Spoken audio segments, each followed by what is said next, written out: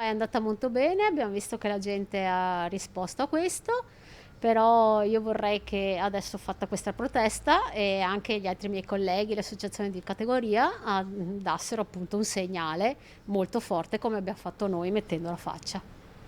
E come è andata? Ha ricevuto visite alle forze dell'ordine? Sì, ho ricevuto delle visite delle forze dell'ordine, per ora è andata bene, però continuano comunque a passare, a controllare. E clienti? I clienti erano molto soddisfatti.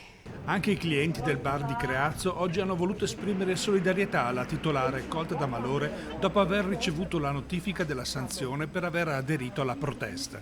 Sono venuto qui a bere un caffè stamattina perché guido camion e mi sono fermato come cliente da Eleonora e sono venuto a sapere che è stata sanzionata perché, tra virgolette, si è permessa di restare aperta. È violenza, perché andare da una signora a dirgli no, devi chiudere, lei ci dà da mangiare, paga il mutuo, paga tutte le sue cose, no, devi chiudere, questa non è una violenza.